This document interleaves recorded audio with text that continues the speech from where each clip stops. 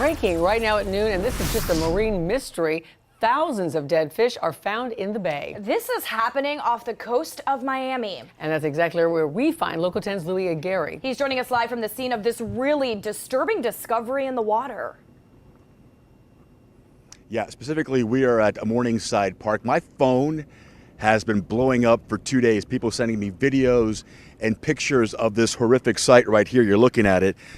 Residents living along Biscayne Bay waking up to find hundreds of dead fish floating in the water. And while this may seem like a mystery, environmentalists fear this is exactly what they've been warning about for years.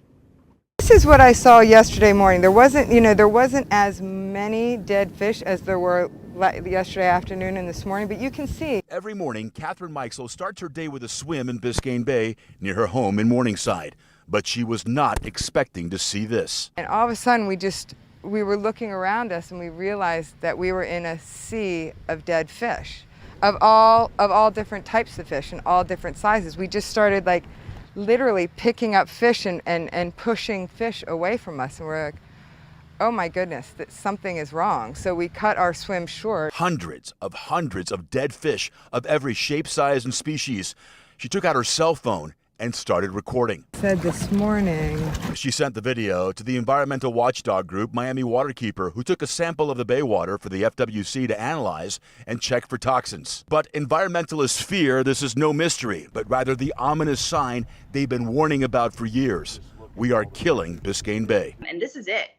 This is what we've been warning about, and we're starting to see fish die. We've already seen our seagrass die, and this is the big red flashing arrow that we have a problem. We are beyond the time to act. Something terrible has already happened, but we need to prevent this from becoming an emergency across even more of the bay. So right now, this appears to have been contained to this section of Biscayne Bay, but FWC and Miami Waterkeeper are taking samples from other parts of Biscayne Bay. Just to give you an idea, this stretches as far north as Keystone Marina on 125th Street, all the way south to Bay Point, 36th Street. So we're talking about 9 miles of dead fish on Biscayne Bay. Right now, environmentalists fear that we're looking at a toxic algae bloom. The results that we got from yesterday show a very low oxygen level in these waters. So basically something in the water is sucking up all the oxygen, and the fish and the seagrass are literally suffocating to death. And again, environmentalists say they've been sounding the alarm bell for years to deaf ears. Biscayne Bay is at a crucial tipping point. If we do not take immediate corrective action, we will lose Biscayne Bay, and that is not hyperbole. We're live in Morningside. Louis Aguirre, Local 10 News. Okay, so Louis, you talk about taking immediate action. What kind of immediate action are they saying that we have to do right now? So right now we have a big problem with fertilizer runoff going into the bay. There are too many nutrients going into the bay. Our sewage problem, we have too many sewage leaks. Our septic tanks are leaking.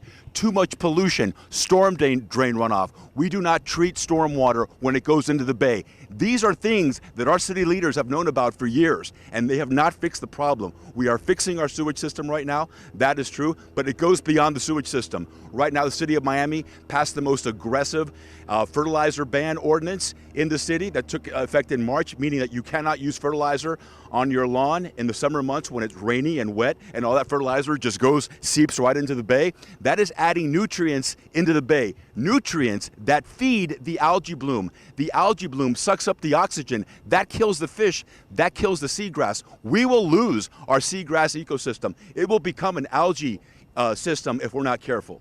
Yeah, and those images are so disturbing. And Louis, we know this is something that you're passionate about, you're fighting for, so no doubt you're going to be bringing us more reports and get more answers for us later on today. Thank you so much.